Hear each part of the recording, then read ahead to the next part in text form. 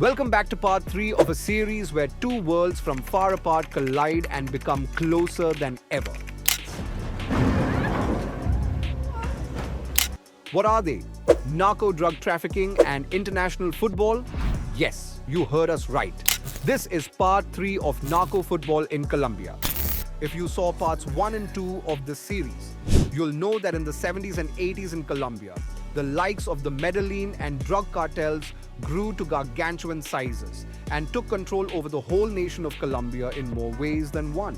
You will also know that the biggest gangs in the country who were rival criminal gangs also came to fund rival clubs, América de Cali and Nacional of Medellin. And you will also know that the man funding the latter was the infamous drug lord, football fan, and populist leader Pablo Escobar.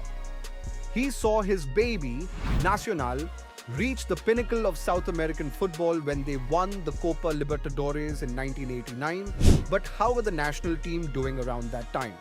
And how would fate bring together one of their players and a horrible occasion of violence at home in Colombia? Well, hit subscribe and keep watching this video to find out. In the last video, we mentioned national heroes René Higuita and Leonel Alvarez. They won the Copa Libertadores in 1989 and then represented Colombia at the 1990 World Cup in Italy. In fact, 6 national players became national heroes by making the Colombia World Cup squad in 1990. And one of those was a man who shared a surname with Escobar, but wasn't his blood relative. A fine footballer and man who was known locally as the gentleman, Andres Escobar. Andres Escobar was known for his fair play and sportsmanship.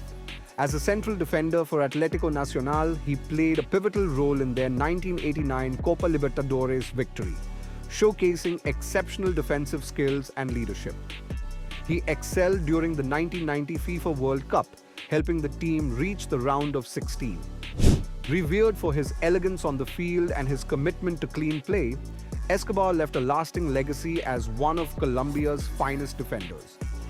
Escobar helped Colombia concede just 2 goals in a group stage, where a win against the United Arab Emirates and a vital draw against West Germany helped them through to the knockout rounds.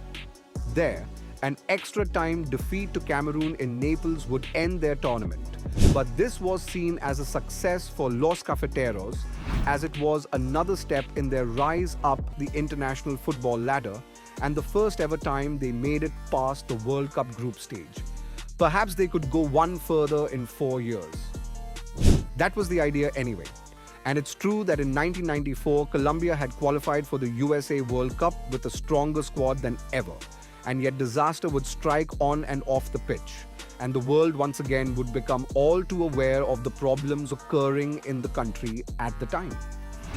In the early 1990s, narco-related violence wreaked havoc across Colombia, profoundly affecting daily life and the nation's stability.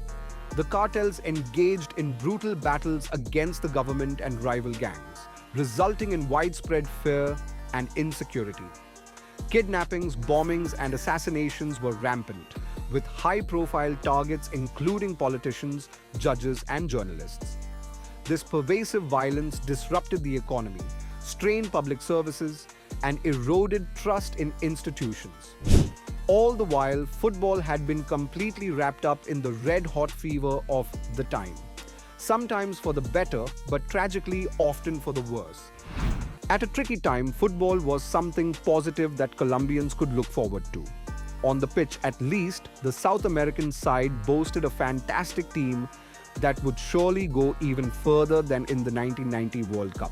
At the 1994 tournament, they were drawn in Group A with hosts, USA and European sides, Romania and Switzerland. Around 1994, the USA was heavily involved in Colombia, providing military aid and training to combat drug cartels. This involvement, part of the broader war on drugs, included efforts to capture cartel leaders like Pablo Escobar, significantly influencing Colombia's fight against narco-related violence and instability. Of course, all of this added a bit more to the fact that the two nations would go head-to-head in the World Cup. Pablo Escobar had finally been killed in a US manhunt for him in December 1993. This might have seen violence wash away in Colombia, but things were far from that simple, and struggles continued. In the end, the 1994 World Cup didn't lift the spirits of Colombia. On the contrary, it was a disaster. The Colombians shocked themselves by losing all three group games, most painfully to the hosts USA in the second group game, when an unfortunate own goal from the gentleman himself, Andres Escobar, all but confirmed an early exit for a Colombia team that had such high hopes. Andres Escobar was tragically murdered on July 2, 1994, shortly after his return to Colombia following the tournament. Upon his return to Medellin, he was shot 6 times outside a bar by a bodyguard for a drug cartel member. The murder was widely believed to be a retaliation for the fateful own goal, reflecting the intense and dangerous intersection of football and drug-related violence in Colombia at the time. You thought it was bad, but this is evidence it is worse than you might ever have imagined. It shows the lawlessness of the time, the importance of football, and its impact on the nation, for better or worse. And more importantly, it culminated in a crude cross-section of football and narcos, where powerful gangs ravaged the beautiful game. Eventually, a culture of violence took the lives of one of Colombia's greatest football figures. Since then, Colombia as a nation and a football team has come a long way.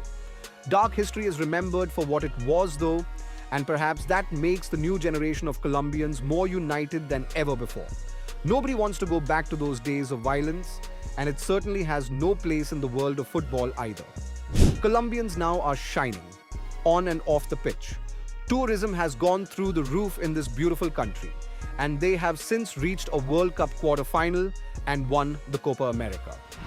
If you are interested in this impactful story of when the Narcos met football in Colombia, interact with us in the comments and hit subscribe for more fascinating series. There is so much more football history that we will explore together. See you in the next video.